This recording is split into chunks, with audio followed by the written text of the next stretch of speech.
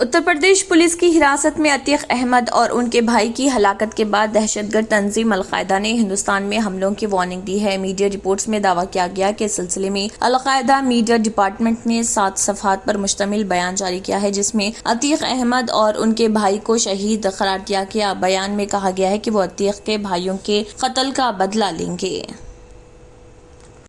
Year India کے ایک pilot کے خلاف جس نے 27 فروری کو دبئی تا دہلی پرواز کے دوران اپنی ایک دوست کو کوکپٹ میں داخل ہونے کی اجازت دی تھی، حفاظتی اصولوں کی خلاف ورزی کے سلسلے میں تحقیقات کا سامنا ہے۔ ڈائریکٹوریٹ جنرل شہری ہوابازی DGCA نے اس بات کی توثیق کی اور کہا کہ تحقیقاتی ٹیم متعلقہ حقائق کا جائزہ لے گی۔ پائلٹ نے اپنی ایک خاتون دوست کو کوکپٹ میں آنے کی اجازت دی تھی، جس کی وجہ سے DGCA کے حفاظتی اصولوں کی خلاف ورزی ہوئی ہے۔ DGCA کے ایک سینئر عہدیدار نے بتایا کہ یہ حرکت ناقابل قبول ہے اور اس کی وجہ سے مسافرین کی زندگیوں کو خطرہ لاحق ہو سکتا ہے۔ ایئر انڈیا نے ایک بیان جاری کرتے ہوئے کہا ہے کہ انہوں نے اس واقعے کا نوٹ لیا ہے اور تحقیقات جاری ہے۔ مغربی بنگال کی وزیر اعلیٰ ممتا بنرجی نے عید کے موقع پر کہا کہ وہ ملک میں تقسیم نہیں چاہتی۔ انہوں نے کہا کہ عید پر وعدہ کرتی ہیں کہ جان دے دیں گی لیکن ملک کو تقسیم ہونے نہیں دیں گی۔ وزیر اعلیٰ ممتا بنرجی نے یہ بات اس وقت کہی جب وہ ریڈ روڈ کولکاتہ پر عید کی نماز کے بعد ایک اجتماع سے خطاب کر رہی تھی۔ اس دوران انہوں نے عوام سے اپیل کی کہ وہ متحد ہو کر 2024 کے لوک سبھا انتخابات میں BJP کو شکست دیں۔ ممتا بنرجی نے کہا ہے کہ ہم بنگال میں امن چاہتے ہیں، ہم فسادات نہیں چاہتے، ملک میں تقسیم نہیں، ہم امن چاہتے ہیں۔ کچھ لوگ ملک کو تقسیم کرنے کی کوشش کر رہے اور نفرت کی سیاست کر رہے۔ جان دینے کو تیار ہوں لیکن ملک کی تقسیم نہیں ہونے دوں گی۔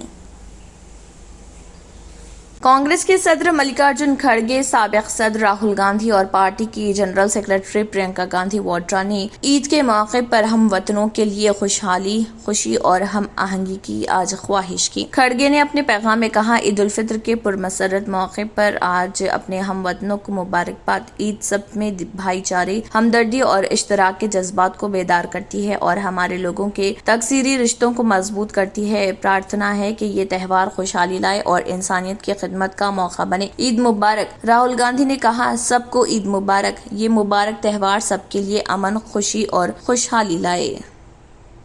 جموں کشمیر کے سابق گورنر ستیہ پال ملک کے خلاف CBI نے سمن جاری کیا ہے تاکہ ریلائنس جنرل انشورنس کی جانب سے مبینہ کرپشن کے کیس میں ان سے بحیثیت گواہ 28 اپریل کو پوچھ تاچھ کی جا سکے۔ ملک نے خبر رساں ایجنسی کو بتایا کہ CBI نے ان سے خواہش کی ہے کہ وہ چند وضاحتوں کے لیے مرکزی دہلی میں ایجنسی کے اکبر روڈ گیسٹ ہاؤس پر حاضر ہوں۔ ملک نے بتایا کہ وہ لوگ چند وضاحتیں چاہتے ہیں اور اس ضمن میں میری موجودگی چاہتے ہیں۔ میں راجستھان جا رہا ہوں، اس لیے میں نے انہیں 27 تا 29 اپریل کی تاریخ دی ہے جب میں دستیاب رہوں گا۔ ملک نے 2018 میں جب وہ جموں کشمیر کے گورنر تھے، صنعت کار انل امبانی کی ملکیت ایک کمپنی کے کانٹریکٹ کو منسوخ کر دیا تھا۔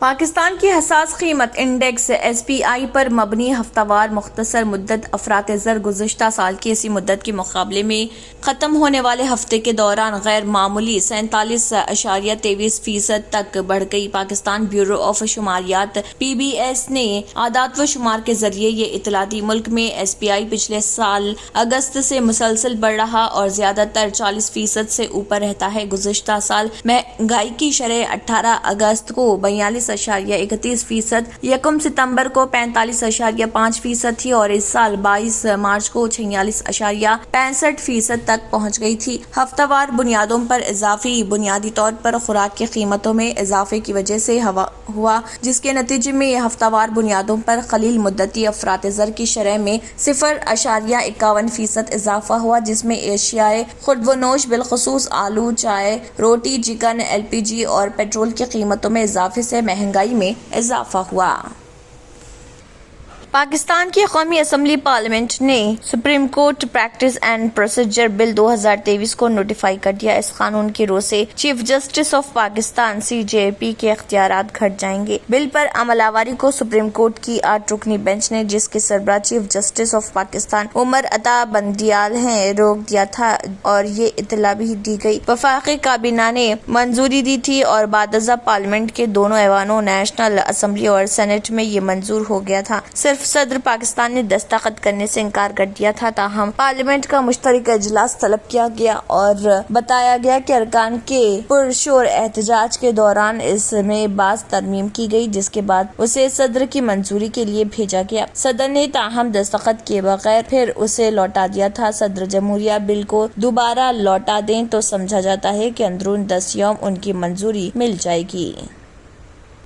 समाजी राब्ते की वेबसाइट ट्विटर ने दुनिया भर के हजारों ट्विटर अकाउंट्स के ब्लू टिक हटा दिए। Namvar footballer Lionel Messi, Hindustan के नामवर अदाकार अमिताभ बच्चन हो या नामवर क्रिकेटर्स बाबर आजम या विराट कोहली, इन समेत दीगर कई शख्सियात और इदारों के ट्विटर अकाउंट से ब्लू टिक गायब हो गया है। दुनिया फुटबॉल के नामवर खिलाड़ी क्रिस्टियानो रोनाल्डो और लियोनेल मेसी के ट्विटर अकाउंट पर लाखों फॉलोअर्स हैं, उनके अकाउंट से भी ब्लू टिक हटा दिए गए हैं। हिंदुस्तान के नामवर अदाकार अमिताभ बच्चन और बॉलीवुड किंग शाहरुख खान के अकाउंट से भी ब्लू टिक गायब हो गया है। पाकिस्तान के साबिक वज़ीर आज़म इमरान खान और नवाज शरीफ के अकाउंट भी वेरीफाइड नहीं रहे। दुनिया क्रिकेट के नामवर खिलाड़ी बाबर आजम और विराट कोहली के अकाउंट से भी ब्लू टिक हटा दिए गए। एलन मस्क ने सब्सक्रिप्शन सर्विस ट्विटर ब्लू को दुनिया भर में मुतारिफ कराने के बाद दुनिया भर से सार्फिन के अकाउंट से लेजेसी ब्लू टिक को हटाने का ऐलान किया था। एलन मस्क ने अक्टूबर 2022 में ट्विटर को खरीदने के बाद मुफ्त ब्लू टिक प्रोग्राम को करप्ट करार देते हुए अकाउंट को वेरीफाइड कराने का अमल माहाना फीस से मशरूत कर दिया था। अगर आपने हमारे चैनल को अभी तक सब्सक्राइब नहीं किया है तो यहाँ पर रेड कलर का सब्सक्राइब बटन दिख रहा है, उसे क्लिक करें और हमारे चैनल को सब्सक्राइब कीजिए और साथ ही साथ बेल आइकन को भी क्लिक कीजिए, जिससे आपको ताज़ा अपडेट मिलती रहे।